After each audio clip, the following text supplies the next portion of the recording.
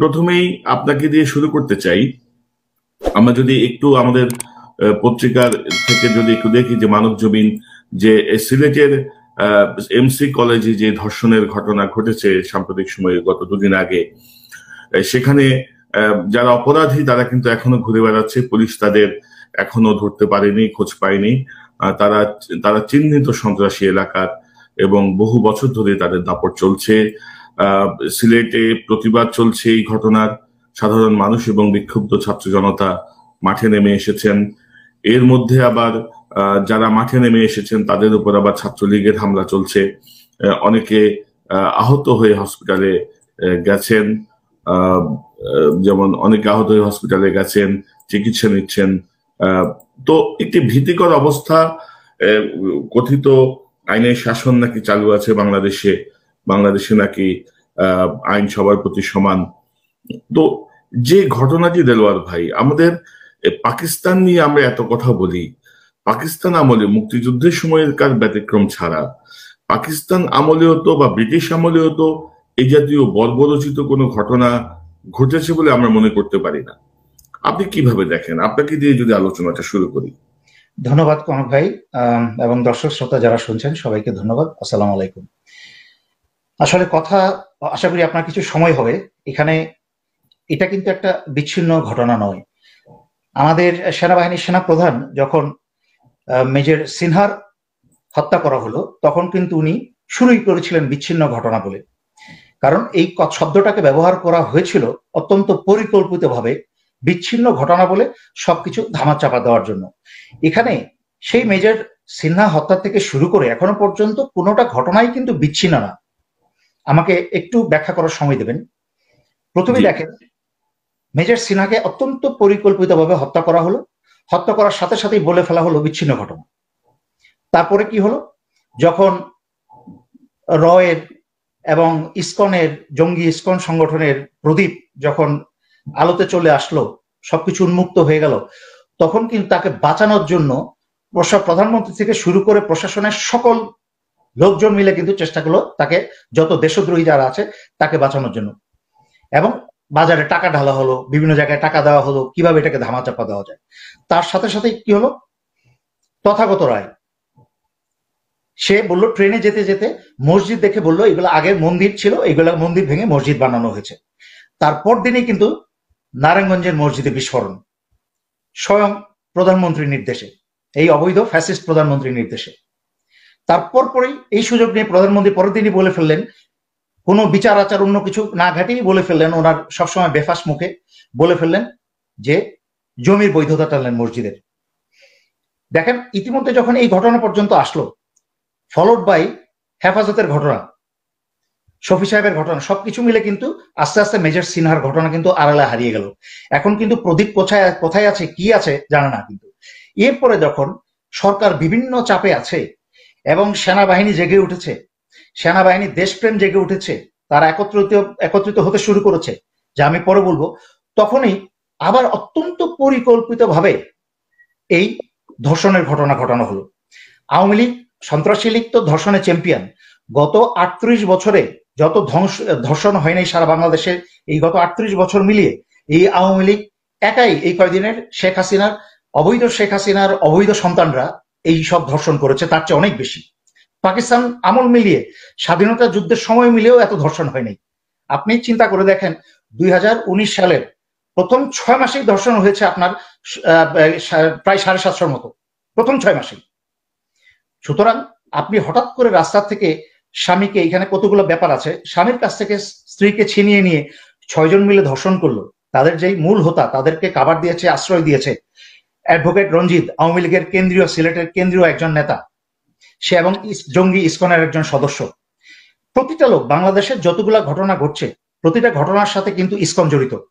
এই মেজর সিনহা হত্যার সাথে প্রদীপ ইসকনের সদস্য, আপনার তথাগত রায় ইসকনের সদস্য, সে ট্রিগার করে নারায়ণগঞ্জের মসজিদে বিস্ফোরণ, কারণ উদ্দেশ্য সারা বাংলাদেশের রাস্তাঘাটের বাজারের সমস্ত মসজিদ তারা তুলে দিবে আস্তে আস্তে, ভারতের সাথে একসাথে তাল মিলিয়ে শেখ হাসিনা এই সহায়তা করছে। তারপরে আপনি দেখেন এই ধর্ষণ ওই একইভাবে পুরা ইসকনের পরিকল্পনা এবং রয়ের পরিকল্পনা মতো বাংলাদেশে একটার পর একটা ইস্যু ঘটিয়ে বা সরকারের দুর্বলতা এবং তার আড়ালে রয়ের সমস্ত কর্মকাণ্ডকে ঢেকে তার আড়ালে অন্য কিছু চুক্তি, অন্য কোনো কাজ কারবার হচ্ছে যেন জনগণ বুঝতে না পারে। আর যখন এই ধরনের একটা ঘটনা হয়, সারা বাংলাদেশ কিন্তু উন্মত্ত হয়ে ওঠার আগে। আমি এখন অন্যদিকে যাচ্ছি। এই যে সিলেটে আপনার আন্দোলন হচ্ছে, আমি কালকে রাত্রে স্ট্যাটাস দিয়েছিলাম, আমি অনুষ্ঠানের অপেক্ষায় ছিলাম যে জনগণকে বলবো এই আন্দোলনের আর কোনো কাজ হবে না। 12 বছর কোনো কাজ হয়নি, কাজ হবে না। আপনাদেরকে এই খুচরা মিছিল দেখেন, কোটা সংস্কারের মিছিলে নেমেছিল, ওরা জানে এই ধরনের বিচ্ছিন্ন মিছিলকে কি করে দাবিয়ে দিতে হয়। আপনার এই নিরাপদ সড়ক হয়েছিল, দাবিয়ে দিয়েছে। আপনারা এই তারপরে আবরার হত্যা, বুয়েট এবং অন্যান্য বিশ্ববিদ্যালয় মিলে 5-7 দিন খুব সরব থাকলো, তারপরে কিন্তু সবাই ঘুমিয়ে গেল। এখন কিন্তু আবরার হত্যার কোনো আওয়াজ নাই। সেই হত্যার মূল আসামি যে অমিত, তাকে সেই হত্যার আসামি থেকে বাদিয়ে দিয়ে দেওয়া হচ্ছে আরেকজন ইসকনের সদস্য। সুতরাং আপনাকে বুঝতে হবে যে এই রাস্তায় নেমেছেন, ভালো কথা, সারা বাংলাদেশ একসাথে নামতে হবে। আপনাদেরকে এখন বিচার হাতে তুলে নিতে হবে। কারণ আপনারা যদি বিচার হাতে তুলে না নেন, আমার কথা যদি পছন্দ না হয়, ঘরে যদি বসে থাকেন, যা হবে আমি বলে দিচ্ছি। গত 12 বছরে একটা হত্যা ধর্ষণের বিচার, এই শেখ হাসিনার যতগুলো হত্যা এবং ধর্ষণ করেছে তার সোনার ছেলেদেরকে, অবৈধ ছেলেদেরকে দিয়ে, একটার বিচার হয়েছে? প্রত্যেকটা বিচার খালাস। বিচারের নামে দীর্ঘ সময় নাটক করে তাদেরকে খালাস দেওয়া হয়েছে। এখন সময় এসেছে আপনাদের বিচার হাতে তুলে নেওয়ার। 71-এ যখন দেশে সেই পরিস্থিতি ছিল না, দেশে কোনো সরকারের অবস্থা ছিল না, দেশে ছিল সন্ত্রাস, যখন পাক বাহিনী হত্যা করছিল, ধর্ষণ করছিল, তখন কিন্তু জনগণ নিজের হাতে আইন তুলে নিয়েছিল। জনগণ যখন নিজের হাতে আইন তুলে নিয়ে অস্ত্র হাতে নিয়ে বিচার করতে নামলো, তখনই কিন্তু ধর্ষণ বন্ধ হয়েছে, তখনই কিন্তু হত্যা বন্ধ হয়েছে, তখনই কিন্তু বাংলাদেশ স্বাধীন হয়েছে। আবার আমি একটু যোগ করতে চাই যে এই আইন হাতে তুলে নেওয়া, এটা হচ্ছে অনেকটা সেলফ ডিফেন্স। অ্যাকচুয়ালি সেলফ ডিফেন্সের অধিকার আপনার আছে। একজন যদি মাথায় হেলমেট পরে হাতে অস্ত্র নিয়ে আপনাকে পেটায়, আপনাকে গ্রেপ্তার করে, আপনাকে রাতের বেলা বাসা থেকে তুলে নিয়ে যায়, পরে যদি তার কোনো খোঁজ পাওয়া না যায়, সে মানুষটি পুলিশের, সেটিও তো আমরা জানি না, সে মানুষটি ডিবির আমরা জানি না, সে মানুষটি কোনো বাহিনীর আমরা জানি না। সো নিশ্চয়ই এখন সময় এসছে এই জাতীয় সকল কর্মকাণ্ড প্রতিরোধ করার, আমাদের নিজস্ব আত্মরক্ষার জন্য। এই যে তারা একটা সবাই কিন্তু নাম ঠিকানা জানা আছে, এই 6 জনের, প্রত্যেকের 6 জনের নাম ঠিকানা আমার হাতে আছে। কে জানে না তারপরে পুলিশ তাদেরকে গ্রেফতার করতে পারে নাই। আচ্ছা না, আরেক আসামি রবিউল, সে হচ্ছে মুক্তিযুদ্ধ মঞ্চের সেখানকার সভাপতি, হাসিনার সোনার ছেলে, সে সভাপতি। এখন বলা হচ্ছে, আজকে কোথায় যেন দেখলাম যে এই 6 জনেরই বাবা মার পরিচয় আসছে, এরা সবাই বিএনপি এবং জামাতের সদস্য। ছাত্রলীগ থেকে নাকি বলা হয়েছে, আমি নিউজটি এখনো দেখিনি, একজন আমাকে জানালো, যে বললো যে সিলেট এমসি কলেজে তো আমাদের কমিটিই নেই বহু বছর ধরে। তো তারা এখন এটাকে অন্যদিকে নেওয়ার চেষ্টা করছে। তো বাংলাদেশের সবাই জানে সত্য কি, তারা চেষ্টা করবেই। আমি আগেও বলেছি, denying the fact does not change the fact. একটা সত্যকে অস্বীকার করলে সত্য কিন্তু মিথ্যা হয়ে যায় না, সত্য সত্যই থেকে যায়। জি দেলা ভাই, আমি আসছি আপনার কাছে। ইলিয়াস হোসেন, আপনার ব্যাখ্যা কি? আপনি কি মনে করেন, কিভাবে দেখছেন এই ঘটনা এবং পরবর্তী প্রবাহ? আমি ধন্যবাদ জানাচ্ছি দর্শকদেরকে। আর আপনাদের যে কথাটা বলছিল দেলোয়ার ভাই, সেটার সাথে আপনিও কিছুটা যুক্ত করেছেন, আমিও আরেকটু যুক্ত করতে চাই। সেটা হচ্ছে বাংলাদেশে আইনের কিংবা সেলফ ডিফেন্স এসবের চাইতে আমি মনে করি যে কেউ যদি এখন বাংলাদেশে যেটা মিন করতে যাচ্ছে দেলোয়ার ভাই, সেটা করে, সেটা হবে হচ্ছে আইন প্রতিষ্ঠিত করার একটা লড়াই। কারণ আইনের শাসন এখন বাংলাদেশে নাই, যা কিছু হচ্ছে সবই বেআইনি ভাবে হচ্ছে। অতএব এখন যদি কেউ আইন হাতে তুলে নেওয়া, যেটা আমরা বুঝাই, সেটা করে, সেটার মানে হচ্ছে আইনকে বাংলাদেশে সুপ্রতিষ্ঠিত করার জন্য সেই লড়াইটা তৈরি হবে। আরেকটা হচ্ছে যে ধর্ষণের কথা নিয়ে আজকে এত বাংলাদেশ আলোচনা হচ্ছে, ধর্ষিত তো আসলে আওয়ামী লীগের সর্বোচ্চ 1 কোটি মানুষ হচ্ছে, সব নেতা কর্মী, আওয়ামী লীগের পুলিশ, আওয়ামী লীগের সেনাবাহিনী থেকে শুরু করে যা আছে আওয়ামী বাহিনী। এই আওয়ামী বাহিনীতে এখন সেনাবাহিনীর একটা অংশ, পুলিশের একটা অংশ, আর দেশের মানুষের একটা অংশ, সব মিলে 1 কোটি, নট মোর দেন দ্যাট। এই মানুষগুলো বাকি 17 কোটি মানুষকে ধর্ষণ করেছে অলরেডি। অতএব এই একজনকে বিচ্ছিন্নভাবে বিচার চাওয়ার প্রয়োজন আমি আছে বলে মনে করছি না। যেই ছাত্রলীগের কথা বলা হচ্ছে আজকে ধর্ষণ করেছে, কেন বিচার চাই না, সেটা হচ্ছে ধরুন যে কটা লেয়ার আছে তাদের বিচার করার জন্য, প্রথম হচ্ছে পুলিশ তাদেরকে ধরবে। পুলিশ কিন্তু সেইখান থেকেই তাদেরকে ধরতে পারতো, যতটা খবর বের হচ্ছে সেটা হচ্ছে যে তারা সেখানে ছিল এবং তাদেরকে সরে যাওয়ার সুযোগ করে দেওয়া হয়েছে। স্থানীয় কয়েকটা পত্রিকা, যারা সাংবাদিক আছে তারা তাদের ছবি পেয়েছিল, সবকিছুই ঠিক ছিল, একেবারে অখ্যাত একটা পত্রিকা তাদের ছবি প্রকাশ করেছে। আর নয়তো কিন্তু আমরা এগুলো জানতে পারতাম না, এবং খুব দ্রুত সেটা ভাইরাল হয়ে যায়, যে কারণে মানুষ জানতে পেরেছে। পুলিশ তাদেরকে ধরতো না, এবং সেটা তারা ধরেও নি। আজকে প্রায় 48 ঘন্টা পার হতে যাচ্ছে, পুলিশ কিন্তু এখনো তাদেরকে ধরতে পারে নাই। কখন ধরতে পারবে সেটাও জানি না, যদি ধরতে পারে তারপরে লেয়ার হচ্ছে গিয়ে কোর্ট। কোর্টে আজকে বিচার কাজের সাথে কারা জড়িত আছে, সেই মানুষগুলো কি আসলে সেই বিচারকরা তাদের বিচার করবে আজ থেকে 1 মাস পরে? আমরা কি এই মামলায় কাকে কাকে ধরা হয়েছে, কার কার নাম এজাহারে আনা হয়েছে, উল্লেখ করা হয়েছে, কিংবা কার জামিন হচ্ছে কার জামিন হচ্ছে না, আমরা জানবো? কেউ জানবে না। অতএব বিচারের কাজে সেই জায়গাটাও শেষ হয়ে যাবে। আর 3 নম্বর হচ্ছে আমাদের সরকার, সরকারের সদিচ্ছা কতটুকু আছে। বাংলাদেশে 2018 সালে নির্বাচনের রাতে একজন 5 জনকের মা ধর্ষিত হয়েছে। সেই ধর্ষিতা নারীর বিচার কি হয়েছে বাংলাদেশে? কেন হয় না? এর কারণ হচ্ছে সেই নারী বিএনপি বা আওয়ামী লীগের নৌকা মার্কায় ভোট দেয়নি, এটাই তার ছিল অপরাধ। এই অপরাধের কারণে সেই নারীকে ধর্ষণ করা হয়েছে, এবং যারা ধর্ষণ করেছে তারা সেই রুহুল আমিন মেম্বার, তিনি এখন দিব্যি এলাকায় ঘুরে বেড়াচ্ছেন, এবং তাকে মাঝখানে সংবাদ বের হয়েছিল যে তাকে নানাভাবে হয়রানি করা হচ্ছে, হুমকি ধামকি দেওয়া হচ্ছে। এটাই তো বাংলাদেশে। আপনি যদি আওয়ামী লীগ করেন, ছাত্রলীগ করেন, আপনার আর কোনো পরিচয়ের প্রয়োজন নাই। সব শেষ যে কথাটা বলতে চাই সেটা হচ্ছে যে তারা ছাত্রলীগ করে না, এটা ছাত্রলীগের সভাপতি এবং ঢাকা বিশ্ববিদ্যালয়ের যে ছাত্রলীগ সভাপতি রঞ্জিত, তিনিও স্বীকার করেছেন। মুক্তিযুদ্ধ মঞ্চের সভাপতি, যার ছবি কনক ভাই মাত্র দেখালেন, এই ছেলে সহ আরেকজন আছে এদের মধ্যে হিন্দু, যে কিনা সরাসরি ইসকনের সাথে জড়িত, এই 6 জনের মধ্যে। আর দেলোয়ার ভাই যে কথাটা বললেন যে ইসকন এটার সাথে জড়িত, বাংলাদেশে যারা হিন্দু ধর্মাবলম্বী আছে আমরা তাদের প্রতি সম্মান প্রদর্শন করছি, এবং আমাদের সংখ্যালঘু যে জাতি গোষ্ঠী আছে তাদের প্রতি আমাদের বরাবরই মুসলমানরা একটা কি বলবো, যে তাদের প্রতি আমাদের একটা সফট কর্নার সব সময় কাজ করে। আমরা কখনোই তাদের প্রতি ভারতে যে ধরনের সাম্প্রদায়িকতা, in fact soft corner, Ilias, soft corner বলতে যেটা বলি যে ধরো আমার স্কুল থেকে শুরু করে, আমি নটরডেম কলেজে পড়ছি, খ্রিস্টান মিশনারি কলেজে। আমার হিন্দু, বৌদ্ধ, খ্রিস্টান কোনো বন্ধুর কিন্তু অভাব নাই, কিন্তু আমাদের পরিবার থেকে কখনো আমাদেরকে বলা হয় নাই যে অমুক হিন্দু, অমুক বৌদ্ধ বা অমুক খ্রিস্টান, ওর সঙ্গে মিশতে যাবে না, ওর সঙ্গে যাওয়া যাবে না। আমাদের কালচারে এটা ছিল না, আমরা জানতামই না যে কে হিন্দু, কে মুসলিম, কে খ্রিস্টান। আমরা হিন্দুদের বাড়িতে গিয়েছি তাদের অনুষ্ঠানে, এখন এখন মুখে বলছে যে ধর্ম যার যার উৎসব সবার, এটা তো বলার প্রয়োজন ছিল না। যখন বলা হচ্ছে তখন আসলে ধর্ম যার যার উৎসব সবার না, সবার মধ্যে একটা সাম্প্রদায়িকতার বীজ ঢুকিয়ে দেওয়া হয়েছে, কে হিন্দু কে মুসলমান এটা এখন কাজ করতে, কিন্তু আগে আগে এই বিষয়টা আমরা মাথায় আনতাম না।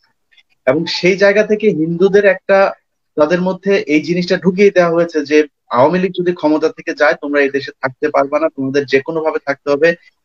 এর জন্য হিন্দুদের যে কটা সংগঠন আছে, ইনক্লুডিং যে হিন্দু বৌদ্ধ খ্রিস্টান পরিষদ, ঐক্য পরিষদ, তো এখন আপনি যদি ঐক্য করতে যান তাহলে তো আপনি মুসলমানদের বাদ দিয়ে, বাংলাদেশে 16 কোটি মুসলমান, তাদেরকে বাদ দিয়ে আপনি কিসের ঐক্য করছেন? আপনাকে তো মুসলমানদেরকে সেখানে আনতে হবে, মুসলমান অন্তত একজন রিপ্রেজেন্টেটিভ সেখানে থাকতে হবে। সেটা না করে আপনারা মুসলমানদেরকে বাদ দিয়ে একটা সাম্প্রদায়িক সংগঠন তৈরি করলেন, করে নাম দিলেন ঐক্য পরিষদ। এটা তো ঐক্য পরিষদ না। সেইখান থেকে আমাদের এই ইসকন, যেটা এখন সবচাইতে বড় ধরনের ভয়ঙ্কর হয়ে আমাদের মধ্যে কাজ করছে, তাদের সবচাইতে সুবিধাজনক জোন হচ্ছে এই সিলেট জোন। এবং রঞ্জিত, যে কিনা ঢাকা বিশ্ববিদ্যালয়ের ছাত্রলীগের সভাপতি এবং মুক্তিযুদ্ধ মঞ্চেরও সম্ভবত সভাপতি বা সেক্রেটারি তিনি, সে তো তাকে বাঁচানোর চেষ্টা করবে। এবং তারা যখন বক্তব্য দিতে প্রকাশ্যেই, তখন আমাদের মধ্যে সন্দেহ হয় আসলেই যারা এই ধর্ষণের সাথে জড়িত আছে তাদের বিচার হবে কিনা। সবশেষে আমার প্রথম পর্বে যেটা বলতে চাই যে তারা সাংবাদিক ভাই যারা আছে তারা প্রচার করেন যে যারাই ধর্ষণের সাথে জড়িত যে 6-7 জনের নাম বের হয়েছে তারা সব শিবির করতো। এইভাবে আপনারা সামনে নিয়ে আসেন, তারপরেও বিচারটা হোক। তারা সবাই শিবির করতো, এটা যদি বলে তাহলে অন্তত বিচার হবে। অতএব শিবির হিসাবে আমরা তাদের বিচার চাই, বিচারটা যেন আগের মতো না হয়। রাইট, কিন্তু তারপরেও বিচার হবে কিনা এটি খুব প্রশ্ন সাপেক্ষ বিষয়, কারণ এই সরকারের আমলে তো কোনো বিষয়েরই কোনো সুষ্ঠু বিচার হয়নি। তো দেলাওয়ার ভাই, এই যে ঘটনাগুলো ঘটছে, অনেকে মনে করেন যে মেজর সিনহা রাশেদ হত্যাকাণ্ডকে ধামাচাপা দেওয়ার জন্যই বিভিন্ন ঘটনাকে সামনে নিয়ে আসা হচ্ছে, যেন এই ঘটনাটি চাপা পড়ে যায়। এবং আমরা দেখছি যে মেজর সিনহা রাশেদের এই বর্বরচিত যে হত্যাকাণ্ড, এটা নিয়ে কিন্তু কোনো সারশব্দ এখন আর নাই। ওসি প্রদীপ পুলিশ ভ্যানে বসে টেলিফোনে কথা বলল, তারও কোনো তদন্ত হয়নি যে সে কোত্থেকে ফোন করলো, কারকে ফোন করলো, বা তার বিরুদ্ধে যে চার্জ নিয়ে আসা, বা তাকে যারা গার্ড দিচ্ছিল তাদের বিরুদ্ধে চার্জ নিয়ে আসা। আপনার পর্যবেক্ষণ কি? আমার পর্যবেক্ষণ যেটা আপনি বলেছেন দ্যাট ইজ পার্শিয়ালি কারেক্ট, আংশিকভাবে সত্য, যে মেজর সিনহার হত্যাকে ধামাচাপা দেওয়ার জন্য যেসব ঘটনা ঘটছে, শুধু মেজর সিনহা হত্যা না, বর্তমানে এই অবৈধ সরকারের বর্তমান যে নাজুক অবস্থা, সেই নাজুক অবস্থা এবং এই অবস্থার তাদের এই দুর্বল অবস্থার সময় দেশের মাঝখানে দেশপ্রেমিকরা যেভাবে একত্রিত হয়ে যাচ্ছে, সব কিছুকে ধামাচাপা দেওয়ার জন্যই কিন্তু একটার পর একটা ঘটনা ঘটিয়ে যাচ্ছে। এবং এই আপনার এই প্ল্যাটফর্মের সুযোগ নিয়ে বলতে চাই, যারা বাংলাদেশিরা যারা ফেসবুক করছেন বা বিভিন্নভাবে বিভিন্ন ধরনের মত প্রকাশ করে ঘরে বসে বা যেভাবেই পারেন প্রকাশ করে আপনারা সন্তুষ্ট হচ্ছেন, আপনাদের উদ্দেশ্যে একটা কথা বলি। আগের ঘটনার প্রশ্নটার সাথে এটা সম্পর্কিত। এই যে আমি আগে গতকালকে না পরশুদিন আমি ফেসবুকে স্ট্যাটাস দিয়েছি যে একটা দেশ কিন্তু দেশদ্রোহীদের খারাপ কাজের জন্য ধ্বংস হয়, একটা দেশ কিন্তু বরং ধ্বংস হয় বাকি যারা চুপ থাকে এগুলা মেনে নিয়ে তাদের জন্য। এবং আজকে বাংলাদেশে যা হচ্ছে, এই 12 বছরের অবৈধ সরকার, এই ধর্ষণ, খুন, সবকিছু, এই যে যারা দেশদ্রোহী যারা খারাপ কাজ করছে, এইটা দেখে সারা বাংলাদেশের বাকিরা যারা চুপ করে বসে আছে তাদের জন্য হচ্ছে। আপনারা যদি মনে করেন ফেসবুকে এগুলো নিয়ে ট্রল করবেন, লেখালেখি করবেন, ফেসবুকে ফাটিয়ে ফেলছেন, কিচ্ছু হবে না। আমি আগেও বলেছি যে 1971-এ মেজর জিয়া রহমানরা যদি যুদ্ধ না করে ফেসবুকে বসে যেতেন, প্রতিবাদ জানাতেন পাকিস্তানের বিরুদ্ধে, এ বাংলাদেশ আর কোনোদিন স্বাধীন হতো না। আপনারা এগুলা ছাড়েন, প্রতিবাদ করে লাভ নাই। আপনাদেরকে এখন রাস্তার নামার সময় হয়েছে, বাট সামনের সময় আসছে খুব শিগগিরই। সারা বাংলাদেশ সকল ডিভিশন, সকল পর্যায়ে, সকল বাহিনী একসাথে মিলে নামবে। সেই সময়ের জন্য অপেক্ষা করেন, সময় খুব কাছে। এই জন্য বলছি আপনাদের এখন যেটা করা উচিত, লোকাল বিচার। যেখানে গুম করতে আসবে সারা এলাকা মিলে ঘেরাও করে দাঁড়িয়ে যান। এই যে মেজর রাশেদের হত্যার মাধ্যমে পুলিশের উপর চাপ সৃষ্টি হওয়ার কারণে কিন্তু ক্রস ফায়ার বন্ধ হয়েছিল, এই ক্রস ফায়ার কিন্তু আবার শুরু হতে যাচ্ছে। আমি আপনাদেরকে ওয়ার্নিং দিয়ে দিলাম। যদি চান এই গুম এবং ক্রস ফায়ার বন্ধ করতে, সারা এলাকাবাসী ধর্ম, দল, মত নির্বিশেষে, আওয়ামী লীগ, বিএনপি, আপনি মনে করেন আজকে আওয়ামী লীগ করুন, আপনিও ছাড়া পাবেন, 2 দিন পর আপনিও ছাড়া পাবেন না। এই যেই সমাজে যেই ভয়ঙ্কর ধস নেমে এসেছে, যেইভাবে বাপের কাছ থেকে মেয়েকে ছিনিয়ে নিয়ে ধর্ষণ করা হচ্ছে, স্বামীর কাছ থেকে স্ত্রীকে ছিনিয়ে নিয়ে, ভাইয়ের কাছ থেকে বোনকে ছিনিয়ে নিয়ে, আপনি যে আওয়ামী লীগ করেন, কালকে যে আপনার বোনকে, আপনার মেয়েকে, আপনার স্ত্রীকে ছিনিয়ে নিয়ে ধর্ষণ করা হবে না, এই আওয়ামী লীগই করবেন না, তার নিশ্চয়তা আপনাকে কে দিয়েছে? সুতরাং বলছি, সারা এলাকাবাসী আপনারা সংঘবদ্ধ হয়ে যান, যেখানে গুম করতে আসবে সবাই ঘেরাও করে দাঁড়িয়ে যান। ওই প্লেন ক্লোথের সাদা পোশাকে কারো সাহস হবে না তার সামনে তুলে নিয়ে যাবে। অর্থাৎ আমরা এখন ঠিক মুক্তিযুদ্ধকালীন যে পূর্ব অবস্থা, যেখানে শেখ মুজিবুর রহমান বলেছিলেন ঘরে ঘরে দুর্গ গড়ে তোলো, যার যা আছে তাই নিয়ে প্রস্তুত থাকো, এমন একটি অবস্থায় কিন্তু আমরা আসলে চলে এসেছি। আমরা 71-এর ওই সময়টার সঙ্গে আমরা এখন মেলাতে পারি। 71-এর চোখ খারাপ সময়, 71-এ এরকম খারাপ অবস্থা হয়নি। জি, এত খারাপ অবস্থা ছিল না, তার চেয়েও খারাপ অবস্থা। তো বাঙালির, অর্থাৎ আপনি বলছিলেন, আপনি এর আগে অনুষ্ঠান শুরু হওয়ার আগে বলছিলেন একটি কথা যেটি আমার মাথায় ঘুরছে, যে আওয়ামী লীগ এত সুযোগ পেল, তাই না? এতবার ক্ষমতায় আসলো, বৈধভাবে হোক অবৈধভাবে হোক, জোর করে হোক, ক্ষমতায় তো আছে। কি দরকার ছিল এত জঘন্য অবস্থায় নিয়ে যাওয়া দেশকে? তাদের সুযোগ একটা উত্তর দিই আমি। এটা তো শুধু আমাকে যে বলেছে আমার সামনে, আওয়ামী লীগের একজন অত্যন্ত প্রবীণ নেতা বলেছেন, আমি ওনার নাম নিতে চাই না এখানে। আওয়ামী লীগের একজন উনি কি বলে এটাকে, খারাপের ভালো।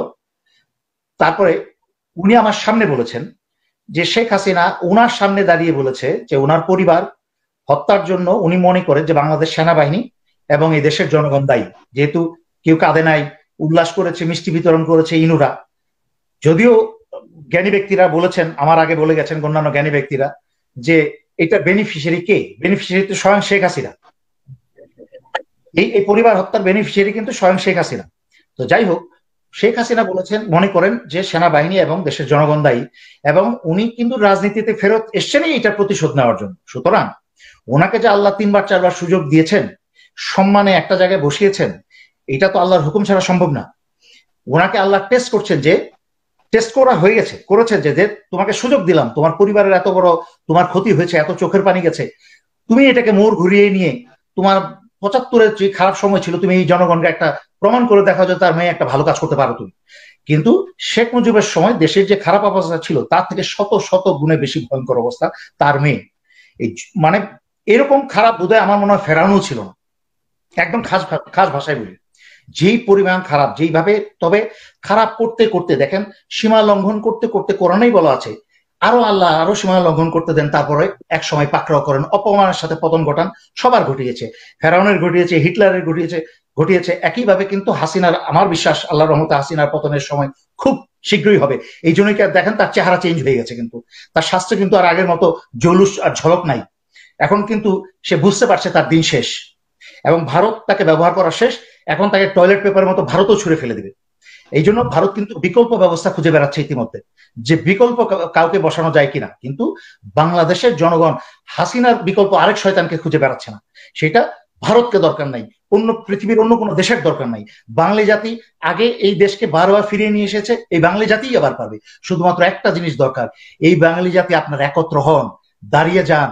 কারণ আমি বারবার বলেছি যে এদের কোনো ক্ষমতা নাই যদি আপনি দাঁড়িয়ে যান। 16 কোটি বাদ দিলাম, 18 কোটি বাদ দিলাম, খালি 1 কোটি মানুষ একসাথে দাঁড়িয়ে যান। যখন আমি আদেশ দিব দাঁড়ান একসাথে, দেখেন কিভাবে পালায় এরা, সব সিজা হয়ে যাবে, এবং সাথে সশস্ত্র বাহিনীও নামবে ইনশাল্লাহ। আপনি একটা প্রশ্ন করেছিলেন মেজর সিনহাকে নিয়ে, সেটা থেকেই দূরে চলে গেছে, বিকজ আগের প্রশ্নটা অসমাপ্ত ছিল উত্তরটা।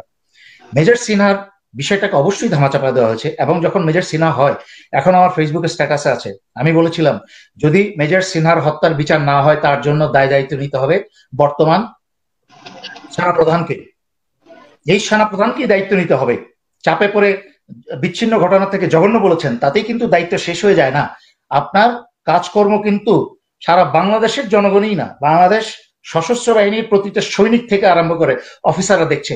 এবং আপনাকে, আপনার যদি কারণ হয় কি, অতি চালাকরা মনে করে তাদের চালাকি কেউ বুঝতে পারছে না, কিন্তু অতি চালাকদের চালাকি কিন্তু সবাই বুঝতে পারছে।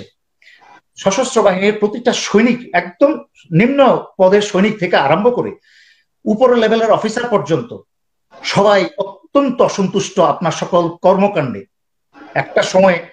একটা সময়ে আমাদের সময়ে অফিসারদেরকে নেওয়া হতো পরিবার দেখে যাচাই বাছাই করে, সেনাবাহিনীতে অফিসারদেরকে নেওয়া হতো সেই পাকিস্তান আমল থেকে, ব্রিটিশ আমল থেকে, একই পুরা, এটা পুরনো নীতি। এটা পারিবারিক ব্যাকগ্রাউন্ড যাচাই বাছাই করে একটা অফিসারকে নেওয়া হতো। কেন জানেন? আপনি বাংলাদেশ ব্যাংকের প্রধানের পদে যদি আপনি এমন একটা ব্যক্তিকে বসিয়ে দেন যার সারা জীবন দারিদ্রতা ছিল, যার সারা জীবন দেখে এসেছে দারিদ্রতা, সে কিন্তু সুযোগ পেলে যখন দেখবে হাজার হাজার কোটি টাকার দায়িত্ব তার কাছে পড়েছে, তার কিন্তু নিজের অসৎ হওয়া যাওয়ার সম্ভাবনা বেশি, এবং সে চুরিতে। আপনি দেখেন বাংলাদেশে এই শেখ হাসিনা রাখাল ছেলেকে বসিয়েছিল বাংলাদেশ ব্যাংকের চেয়ারম্যান, সারা বাংলাদেশ কিন্তু খালি করে দিয়েছে, সারা বাংলাদেশ ব্যাংক খালি করে দিয়েছে, এবং সেই ফলশ্রুতিতে বাংলাদেশের প্রতিটা ব্যাংক এখন খালি হয়ে গেছে। শুধু এক রাখাল ছেলে এসে শুরু করে দিয়েছিল, বড় বড় আতিউর রহমান, আতাউর রহমান। হ্যাঁ, একইভাবে বাংলাদেশ সেনাবাহিনীতে কি জন্য, যেহেতু একটা নেতৃত্ব তার হাতে যায়, একটা অফিসার যখন হয় তার হাতে বিভিন্ন পর্যায়ে বিভিন্ন ধরনের নেতৃত্ব আসে, সেই সেকেন্ড লেফটেন্যান্ট থেকে আরম্ভ করে বিভিন্ন পর্যায়ে যত সিনিয়র হয় তার নেতৃত্বের পরিমাণ, সংখ্যা, সৈনিকের, তার আন্ডারে সৈনিকের পরিমাণ, দায়িত্বের পরিমাণ এবং অস্ত্রশস্ত্রের পরিমাণ বাড়তে থাকে। সেই ব্যক্তি যদি একটা বাজে ধরনের পারিবারিক ব্যাকগ্রাউন্ড থেকে আসে, সেই ব্যক্তি কিন্তু এরকম একটা গুরুত্বপূর্ণ জায়গায় তাকে কিন্তু বিশ্বাস করার দায়িত্ব দেওয়া উচিত না। যেহেতু সারা বাংলাদেশে একটা ভোট ডাকাত, ভোট চোর, ব্যাংক চোর এসে বাংলাদেশের ক্ষমতা দখল করেছে, জনগণের ভোট চুরি করে সে বসিয়ে দিয়েছে আরেকদম ওই ধরনের একটা নোংরা কলঙ্কিত পরিবারের ব্যাকগ্রাউন্ডের একটা লোককে বসিয়ে দিয়েছে, বাহিনী প্রধান হিসেবে বসিয়ে দিয়েছে। এবং সব জায়গায় দেখেন, পুলিশেও তাই, চরিত্রহীন সব লোকজন এখন নিয়ন্ত্রণ করছে এদেরকে, সব বাহিনী প্রধান থেকে সরাসরি রয়ের কাছে রিপোর্টিং করে। এরা দেশের দেশদ্রোহিতার শাস্তি হচ্ছে ফায়ারিং স্কোয়াড এবং অথবা ফাঁসি। সুতরাং আমি এখনো ওয়ার্নিং দিচ্ছি, মেজর সিনহার যদি বিচার না হয় তার জন্য উনি দায়ী। বাংলাদেশের সেনাবাহিনীর প্রতিটা অফিসার এবং সৈনিক এখন সবাই একত্রিত হয়ে গেছে।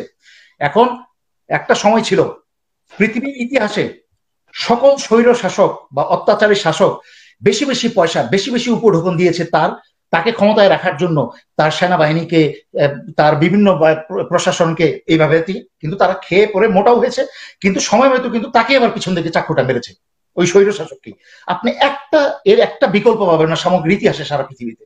একই ভাগ্য হাসিনার ঘটতে যাচ্ছে, কারণ পয়সা দিয়েছে, পয়সা খেয়েছে। এসএসএফ এর অফিসারদেরকে যা বেতন তার থেকে 10-15 গুণ বেশি আরো ঢেলে ঢেলে দেওয়া হয়। সেনাবাহিনী, এই বিমান বাহিনী, নৌবাহিনী, পুলিশের সবার একই অবস্থা। এর মাঝখানে নিষ্পেষিত আছে, কিন্তু একই জিনিস কিন্তু সৈনিকদের কারণ তাদেরকে একটু বেশি বেশি ভাত দিয়ে, বেশি বেশি ছুটি দিয়ে তাদেরকে একটু খুশি রাখা হচ্ছে। কিন্তু তারা বুঝতে পারছে যে স্যারেরা গাড়ি দৌড়াচ্ছেন 50 লাখ টাকার, 60 লাখ টাকার, বিভিন্ন সরকারি কন্ট্রাক্ট পেয়ে স্যারেরা বড়লোক হচ্ছেন। স্যারেরা কি এত বোকা মনে করে যে আমরা সব বুঝি না? সৈনিকরা কিন্তু তাকিয়ে দেখছে। আজকাল কিন্তু সেনাবাহিনীতে আগে সৈনিক আসে না, সেনাবাহিনীতে কিন্তু বা সশস্ত্র বাহিনী কিন্তু অনেক শিক্ষিত ছেলেপেলেরা আসে, মাস্টার্স পাস করে আসে, চাকরি না পেয়ে তারা বিভিন্নভাবে মাস্টার্স পাস করে আসে। অনেক জ্ঞানী, বুদ্ধি, বিচক্ষণ ছেলেপেলে কিন্তু এই সশস্ত্র বাহিনীতে আছে। তারা কিন্তু তাকিয়ে দেখছে। স্যারেরা কিন্তু এই অবৈধ প্রধানমন্ত্রীর ঘুষ খেয়ে তারা কিন্তু দেশ এবং জনগণকে বিক্রি করে দিচ্ছে ভারতের কাছে। তারা কিন্তু আর বরদাস্ত করবে না। সময় শেষ। ধন্যবাদ দেলোয়ার ভাই, ধন্যবাদ। ইলিয়াস, আপনি কি মনে করেন মেজর সিনহা রাশেদ হত্যাকাণ্ড নিয়ে কি মনে করেন, কোন দিকে যাচ্ছে? বিচার কি হবে নাকি এটা ইতিমধ্যে চাপা পড়ে গেছে? আমি এই আলোচনাটা করার আগে আপনাদের একটা জিনিস আমার খুব ইচ্ছে করছে কথাটা বলা, সেটা হচ্ছে যে আমাদের বিভিন্ন আলোচনায় আমাদের অনেক জ্ঞানী গুণী ইতিহাসবিদ, আমাদের দেশের সুশীল সাংবাদিক একটা আলোচনা করেন যে ৭১-এর চাইতে আমাদের বর্তমান অবস্থা কি। দেখেন, পাকিস্তানের যদি আপনি ঘটনাগুলো যদি দেখেন, যেন আমাদের মানে মুক্তিযুদ্ধের ইতিহাস কি, মুক্তিযুদ্ধের ইতিহাস ধরুন ৫২ ভাষা আন্দোলন থেকেই যদি শুরু করি। ৫২ ভাষা আন্দোলনে কি হয়েছে? তারা বলেছেন যে উর্দুই হবে একমাত্র রাষ্ট্রভাষা। তারপরে কতজন মানুষ মারা গিয়েছে সেই মিছিলে, তারা আপনার ১৪৪ ধারা ভঙ্গ করে তারপর রাস্তায় নামার কারণে গুলি করেছে। গুলি করার পর মারা গিয়েছে, তারা কিন্তু দাবি মেনে নিয়েছে পাকিস্তান। ৫৪-তে নির্বাচন হয়েছে যুক্তফ্রন্টের। নির্বাচনের পর মনে করুন যে তারা ক্ষমতায় এসছে এবং পূর্ব পাকিস্তানের এই শেখ মুজিব থেকে শুরু করে ইনারাই কিন্তু তখন সংসদে ছিলেন। তারপরে ৫৮ সালে মানে অবস্থাটা বুঝুন যে মানে একটা গণতান্ত্রিক দেশের মধ্যে ৫৮ সালে একজন ডেপুটি স্পিকারকে আপনার ওই যে পেপার ওয়েট যেটা ঝেলা মেরে তারপর তাকে মারা হয়েছে। আমি এটা না বিশ্বাস করি না, আমি একটা বইতে পড়ার পরে আমি বিশ্বাস করি নাই। আমি পাকিস্তানি ডেপুটি স্পিকার শাহেদ আলী, আমরা দর্শক যারা শুনবেন তারা আপনার উইকিপিডিয়াতে একটু সার্চ দিয়ে দেখে নেবেন, শাহেদ আলী ডেপুটি স্পিকার পাকিস্তান, এটা লিখলেই তিনাকে কিভাবে মারা হয়েছে সেটা জেনে যাবেন। তিনি 2 দিন হসপিটালে ছিলেন, হসপিটালে থাকার পরে মারা গেছেন।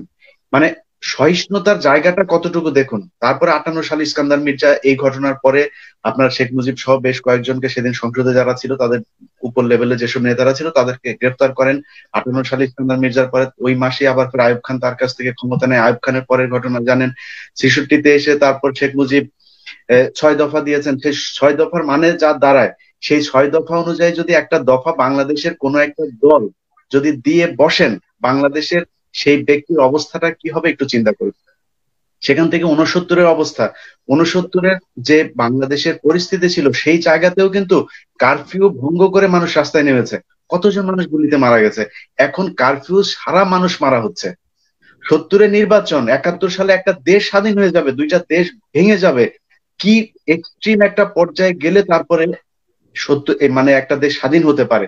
সেই জায়গাতে পৌঁছে জাস্ট 1 বছর আগে যে সেই দেশে নির্বাচন হয়েছে, সেই নির্বাচনে আবার শেখ মুজিবরা পাশ করেছে। আওয়ামী লীগ সংখ্যাগরিষ্ঠতা নিয়ে, শুধু সংখ্যাগরিষ্ঠতা না, 292 আসন নিয়ে সম্ভবত পাশ করেছে।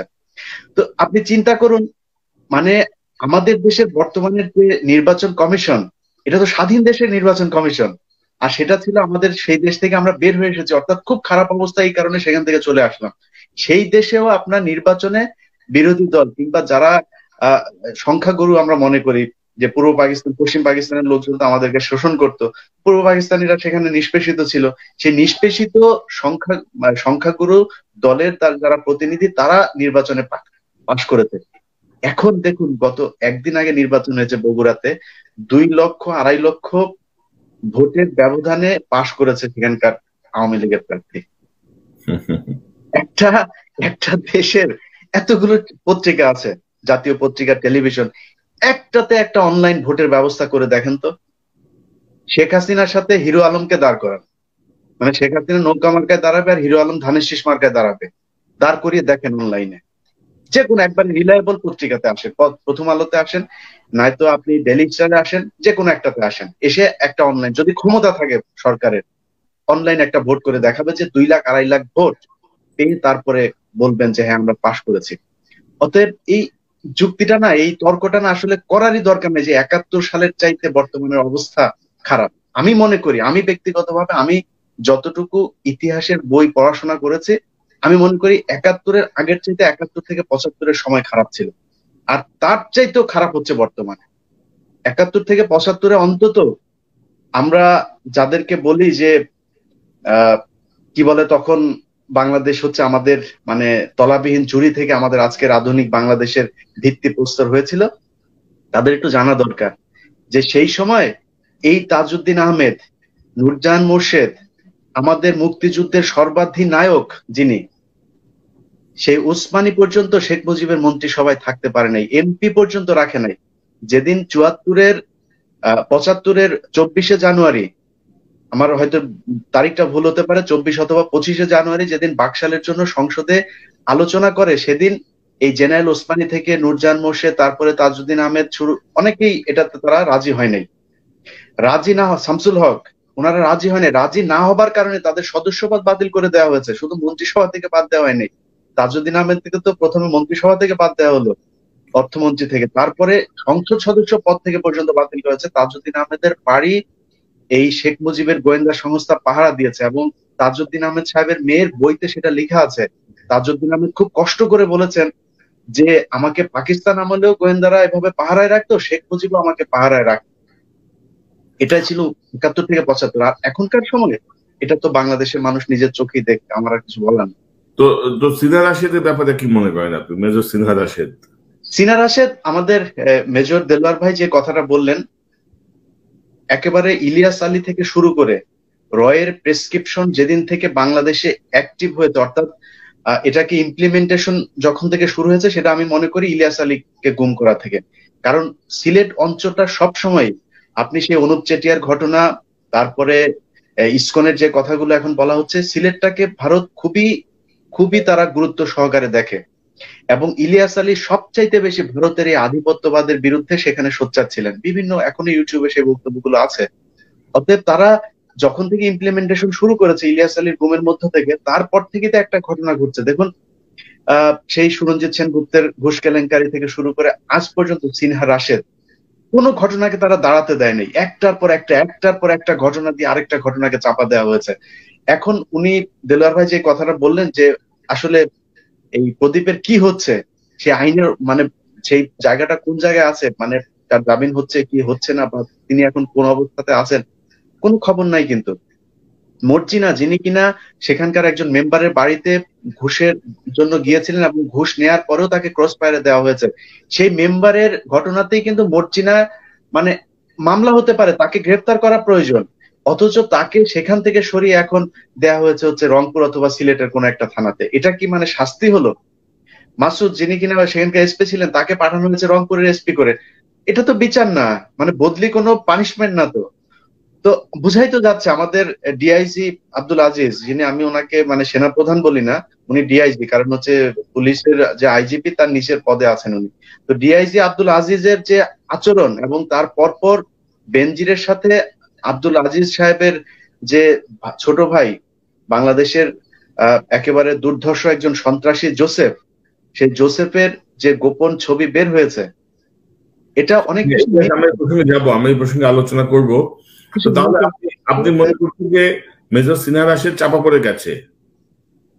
অবশ্যই মনে করছি চাপা পড়ার জন্য পড়ে যাচ্ছে কি জানি না, আমার মনে হয় না যে এটা যেহেতু ক্যান্টনমেন্টের বিষয় তো, এবং বাংলাদেশের সেনাবাহিনী আমি মনে করি এখানকার অন্তত না 5% যদি বা ইন্ডিয়া বা আওয়ামী লীগ নিয়ন্ত্রিত হয়, 95% সেনাবাহিনীর মধ্যে দেশপ্রেম তারা লালন করে, যে কারণে এটাকে খুব সহজে সরানোটা সম্ভব হবে না। সেটার কন্টিনিউশন হচ্ছে এই যে বেনজিরের সাথে জোসেফের যে ছবি বের হয়েছে, এটা কিন্তু সেনাবাহিনীর মধ্যে থেকেই, গোয়েন্দা সংস্থার মধ্যে থেকেই কেউ না কেউ বের করেছেন। এটা আপনি মনে করবেন না যে এমনিতেই বেনজির সাহেব তার ফেসবুকে পোস্ট করেছেন।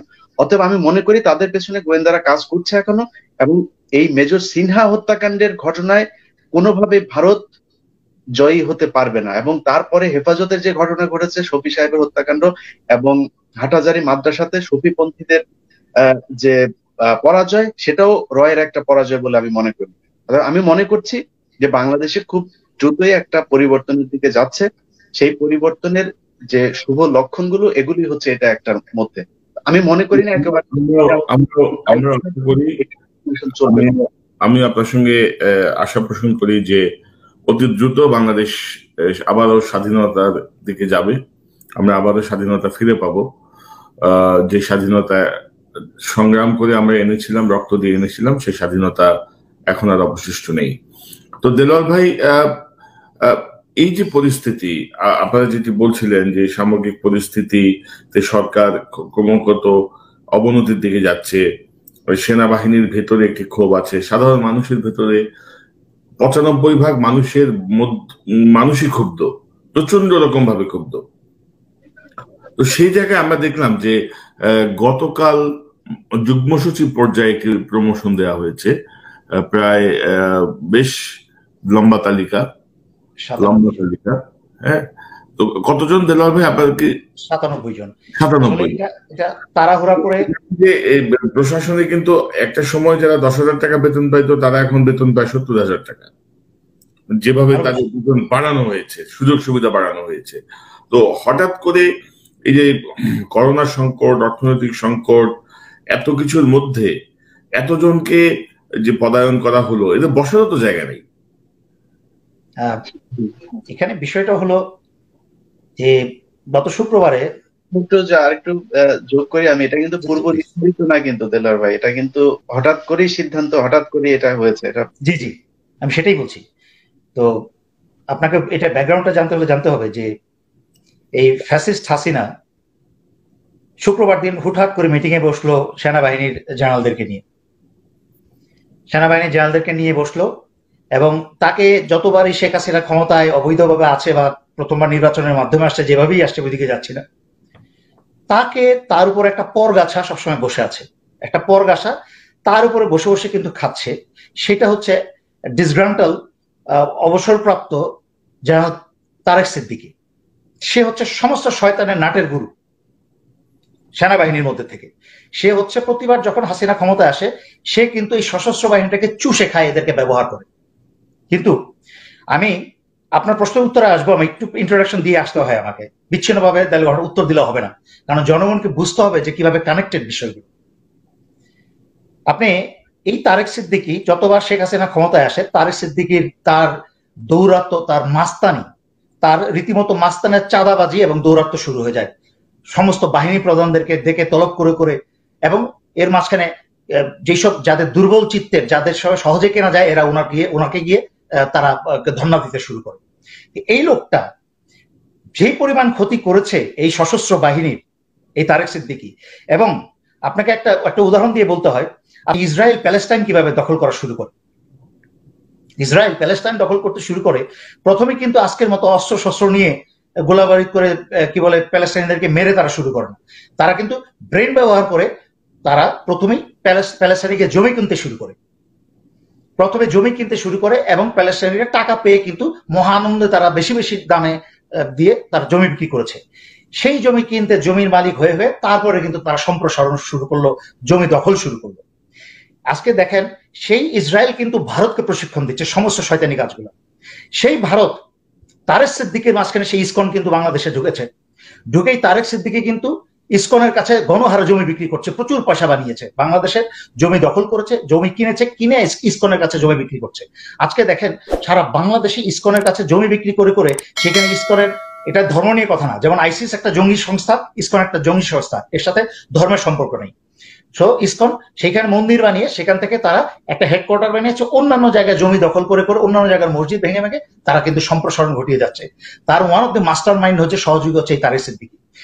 আমি সশস্ত্র বাহিনীর উদ্দেশ্য করে একটা কথা বলতে চাই, যদিও সশস্ত্র বাহিনী বুঝে ফেলেছে ইতিমধ্যে। সেটা হচ্ছে, একটা জিনিস মনে রাখবেন, দেশপ্রেমিক সশস্ত্র বাহিনী, আর্মি, নেভি, এয়ারফোর্স,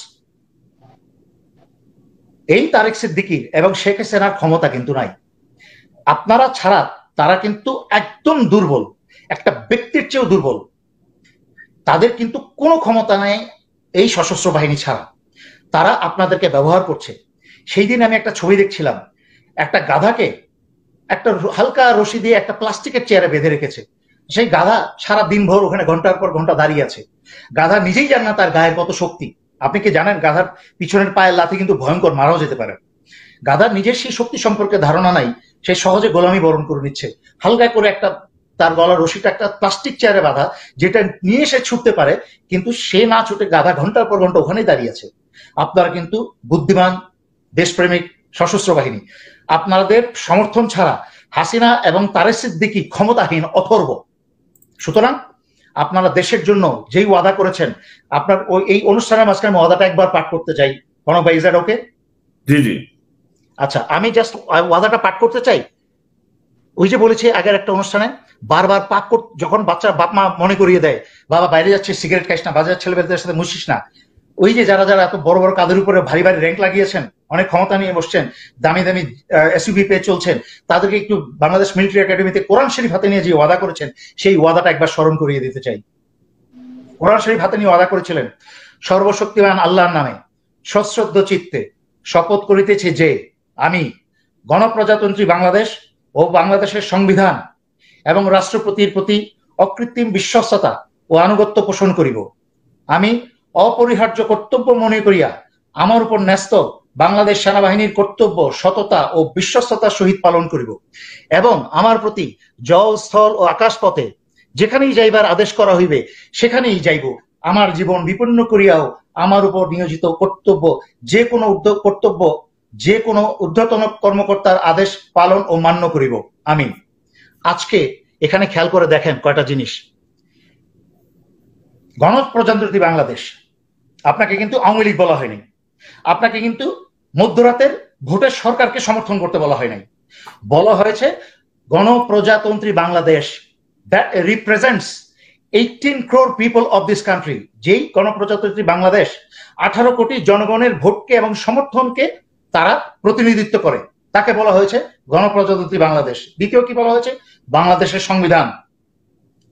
আপনারা যা করেছেন এতদিন, 12টা বছর একটা অবৈধ সরকারকে সমর্থন দিয়ে দেশের বিরুদ্ধে দেশের সংবিধানকে আপনারা লঙ্ঘন করেছেন।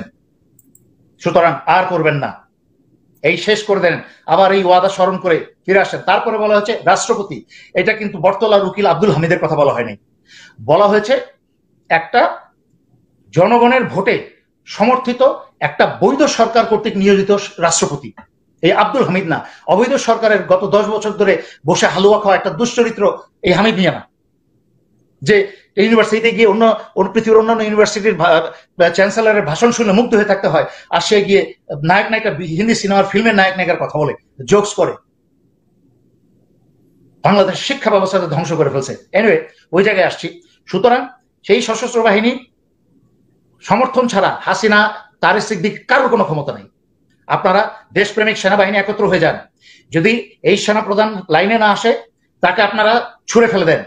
সে যে আমরা অলরেডি দেখতে পাচ্ছি অযোগ্য এবং সবার অপছন্দের, এবং যে সকল কর্মকাণ্ড করছে, একটু আগে আপনার একটা ছবি দেখিয়েছেন, আইজিপির সাথে আরেক দুশ্চরিত্র, আইজিপির সাথে তার মাস্তান ক্রিমিনাল ফাঁসির আসামি ভাইয়ের ছবি। আপনি কি জানেন কেন তারা একসাথে গলগল করছে? লুকাস ব্যাটারির কাছ থেকে 550 কোটি টাকা চাঁদাবাদি করছে এই সন্ত্রাসী জোসেফ, এবং এই চাঁদাবাদিতে সহায়তা করছে আইজিপি এবং ডিজিডিএফআই। 550 কোটি টাকার চাঁদাবাজির চেষ্টা করছে তারা। সেই জন্যই তাদের একসাথে বসে দহরম মহরম কাজ চলছে। এগুলো গোয়েন্দা সংস্থা থেকেই আসে।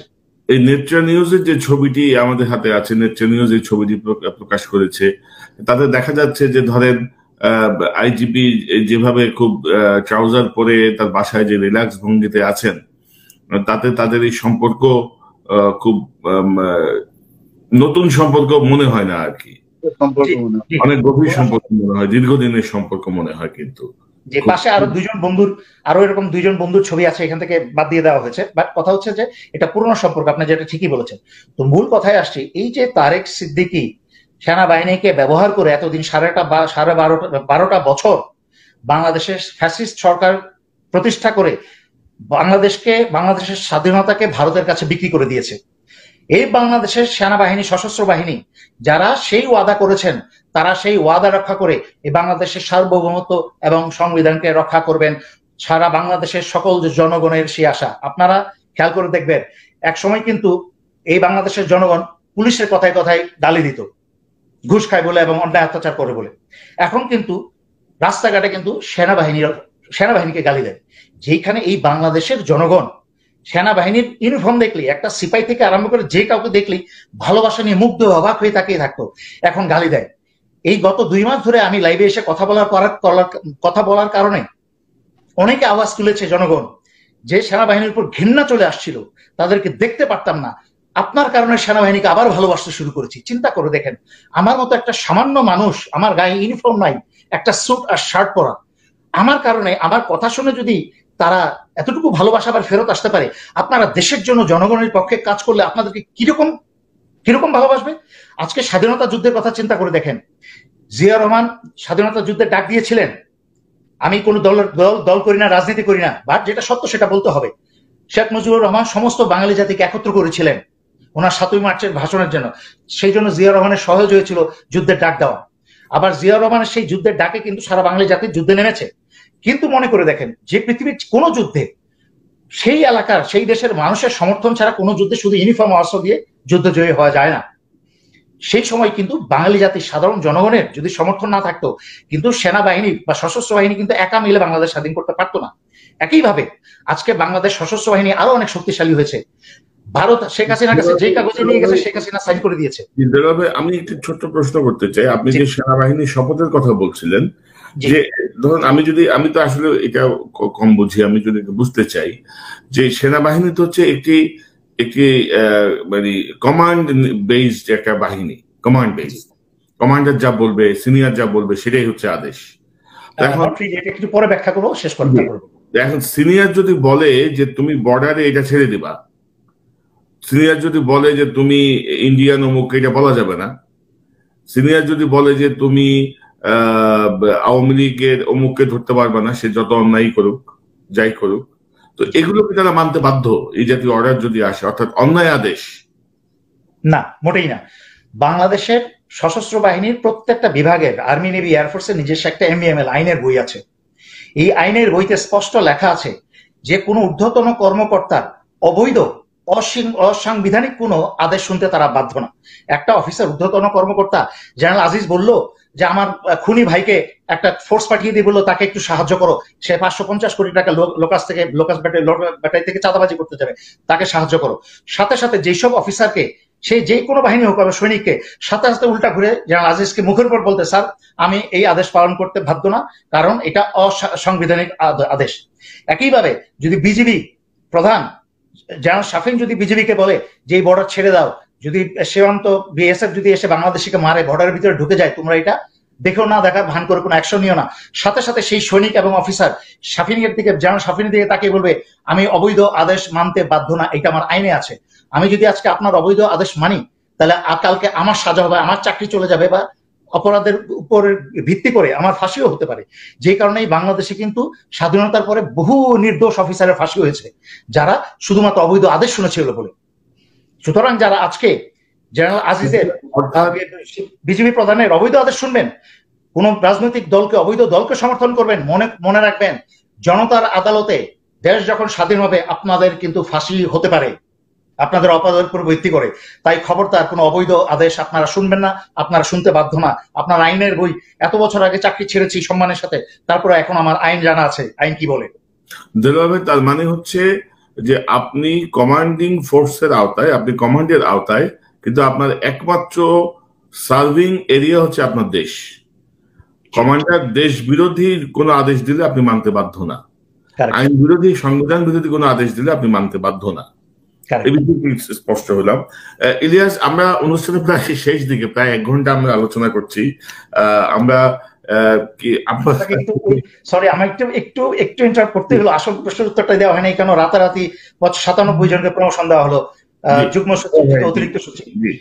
শর্ট করে বলে দিব, অনেক সময় হচ্ছে যেহেতু শেখ হাসিনা বুঝে ফেলেছে এই কয়েকদিনে, গত 2-1 মাসে, যে সশস্ত্র বাহিনী তার হাতে আর নাই। জেনারেল আজিজ উনার কথায় দৌড়াচ্ছেন, লাফাচ্ছেন, কিন্তু জেনারেল আজিজ যখন সশস্ত্র বাহিনী বা সেনাবাহিনীর স্বার্থ এবং দেশের স্বার্থ না দেখে, উনি কিন্তু আর তখন সেনাবাহিনী প্রধান না, তো উনি তখন হয়ে যান একজন ব্যক্তিমাত্র আজিজ। এবং সেই ব্যক্তিমাত্র আজিজ কিন্তু শেখ হাসিনার কোনো কাজেই লাগবে না, এটা শেখ হাসিনা ভালো করেই জানেন।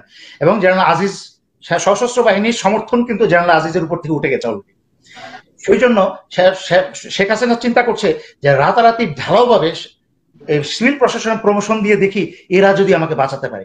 কেউই ওনাকে বাঁচাতে পারবে না, কোনোই লাভ হবে না, তাদেরও কোনো ক্ষমতা নাই, কারণ সামনে ডিসেম্বরে কিন্তু বেতন ভাতার টাকা দেওয়া শেষ হয়ে আসছে। এইগুলো সব হচ্ছে ওই যে ড্রাউনিং ম্যান ক্যাচেস এ স্ট্র, একটা ডুবন্ত মানুষ কিন্তু বাঁচার জন্য একটা খড় যদি বেঁচে থাকে তাও ধরার চেষ্টা করে। শেখ হাসিনা এখন তাই চেষ্টা করছে, কোনো লাভ হবে না এটাতে। তো আপনি বলছিলেন, এই প্রসঙ্গে বলছিলেন যে তিনি জেনারেলদের সঙ্গে কি বৈঠক করেছেন, এই বৈঠকের বিষয়বস্তু কি ছিল একটু কি? এই বৈঠকের নানাবিধ বিষয়বস্তু ছিল, আমি যতটুকু জেনেছি তার মাঝখানে একটা ছিল যে, একটা প্রধান ছিল যে অর্থনৈতিক খারাপ অবস্থা। দ্বিতীয় জিনিসটা ছিল যে যেহেতু ভীত সন্ত্রস্ত সেনাবাহিনী যে সময় ক্ষমতা নিয়ে নেবে, হুইচ ইজ ট্রু, কারণ দেশের স্বার্থে, সার্বভৌমত্বের স্বার্থেই সেনাবাহিনীকে আসতে হবে, সশস্ত্র বাহিনীকে আসতে হবে। এবং উনি একটু প্যাসিফিকেশনের জন্য, একটু সমন্বয়ের জন্য ওনাদেরকে ডেকেছিলেন। কিন্তু উনি এবং সেনাবাহিনীর উপর লেভেলের অফিসারদের উপর একটু কড়াকড়ি নজর রাখার চেষ্টা করছেন, কিন্তু লাভ নাই। ওই যে আশেপাশে যাদেরকে মোটা মোটা বেতন দিয়ে, অতিরিক্ত দিয়ে 300% বেতন বাড়িয়ে পুষেছেন, তারা কিন্তু ওনাকে কামড় দেওয়ার জন্য, দেশের স্বার্থে কামড় দেওয়ার জন্য প্রস্তুত। বিষয়টা বলে দিলাম। ধন্যবাদ দেলোয়ার ভাই। ইলিয়াস, আপনার কাছ থেকে কমেন্ট শুনতে চাই, শেষ মন্তব্য। শেষ মন্তব্য হচ্ছে, আজকের আলোচনায় আরো একজন থাকলে ভালো হতো, তাহলে আমরাও জাতীয় চার নেতা হিসেবে ঘোষণা দিতে পারতাম অনুষ্ঠান থেকে। জাতীয় নেতারা এইসব মুক্তিযুদ্ধের সময় সবসময় দেশের বাইরেই থাকে। আমরা এর আগেও দেখেছি যে ভারতে ছিল। তো আমার সবার কাছে যে অনুরোধ, সে অনুরোধটা হচ্ছে, ধরুন এমসি কলেজের যে ঘটনা, এটাকে কেন্দ্র করেই তো আজকের আলোচনা। এমসি কলেজের এখন কিন্তু কলেজ কিন্তু বন্ধ ছিল, আপনারা সবাই জানেন। এই আলোচনাটা কিন্তু কেউ আনে না যে কলেজ যেখানে বন্ধ সেখানে কলেজের মধ্যে ছাত্রাবাসে আর ছাত্রলীগ থাকবে কেন? তাদের খাওয়ার টাকা কে দিচ্ছে? তারা সেই হোস্টেলের রুমের তালা পেল কোথায়? এইসব প্রশ্নগুলো কিন্তু খুব বড় করে আসার দরকার। আমি একটা পত্রিকাতে শুধু দেখেছি, সেখানে ওই কলেজের যে অধ্যক্ষ আছে, তিনি আর একটা বক্তব্য ছাপা হয়েছে, তিনি বলেছেন যে আমার কি করার আছে, আমারও তো দায়বদ্ধতা আছে, আমারও জীবনের ভয় আছে। তার মানে ছাত্রলীগ আপনাকে জীবনের ভয় দেখালেই তারপরে আপনি যা ইচ্ছা তা করবেন, এটার মানে জাতির মেরুদণ্ড না। আমরা এই কোটা সংস্কার আন্দোলনের পরে যে ডাকসু নির্বাচন হলো, এই ডাকসু নির্বাচনের মধ্যে আপনারা দেখেছেন যে কয়েকজন প্রক্টর, তারপরে বিশ্ববিদ্যালয়ের যে ভিসি, হাফলেডিস, এই ভিসি থেকে শুরু করে যারা এই নির্বাচনের মধ্যে প্রশাসনিক ক্ষমতায় ছিলেন, তাদের কি আচরণ ছিল? তারা কি আসলে ছাত্রলীগ কর্মী নাকি ভিসি বা প্রক্টর? এটা আমি বুঝতে পারি নাই। এটা হচ্ছে দেশের বর্তমান অবস্থা। অতএব দেশের মানুষকে একটা জিনিস চিন্তা করতে হবে যে আপনি যুদ্ধ করলে, আমাদের দেশে গেরিলা যুদ্ধ হয়েছে না, কৌশলে যুদ্ধ যদি করতে যান, শেখ হাসিনার প্রয়োজন যখন যাকে হয়েছে তখন কিন্তু তিনি কাজে লাগান, প্রয়োজন শেষ হলে তারপরে টিস্যু পেপারের মতো ছুঁড়ে ফেলেন। ধরুন না, রাকিব হোসেন ছিল না, সে রাকিবকে ধরেন, যে কিনা প্রধান নির্বাচন কমিশনার ছিল, কারণ সেই তো নির্বাচন কমিশনকে ধ্বংস করে দিয়ে গেছে। সে এখন কোথায় আছে? তাকে ধরেন। তারপরে আজকে যারা শিক্ষক, তাদের পাশে তো আর পুলিশের বিরাট বহর থাকে না, তাই না? তাদেরকে ধরেন, তারা কোথায় যায়, কি করে, তাদেরকে ধরেন। এইসব ছোট ছোট বিষয়গুলো করতে হবে। কারণ আপনার 1905 সালের বঙ্গভঙ্গের যে ইতিহাস, সেই ইতিহাসের মধ্যে হিন্দুরা, এই রয়্যাল শ্রেণীর হিন্দু যাদেরকে আমরা ব্রাহ্মণ বলি, সেই ব্রাহ্মণরা একটা কৌশল নিয়েছিল।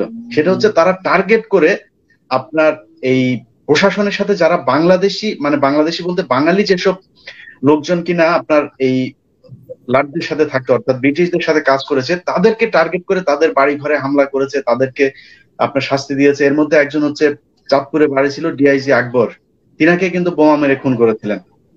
যাকে বলা হয় কিনা আপনার ক্ষুদিরাম, যে ক্ষুদিরামকে বলা হচ্ছে যে ভারতের ব্রিটিশ বিরোধী আন্দোলনে তিনি খুন হয়েছেন, না, তিনি বড়লাটকে যে বোমা মেরেছিলেন সেটার কারণ ছিল হচ্ছে বঙ্গভঙ্গ রদ।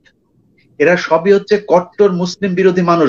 ভারতের ব্রিটিশ বিরোধী আন্দোলনে খুব কম সংখ্যক হিন্দু ছিল যারা কিনা ব্রিটিশদেরকে তাড়াতে চেয়েছিলেন। ব্রিটিশদেরকে তাড়ানোর জন্য যত বিদ্রোহ, যত বিক্ষোভ, যত দাঙ্গা হাঙ্গামা সব করেছেন মুসলমানরা।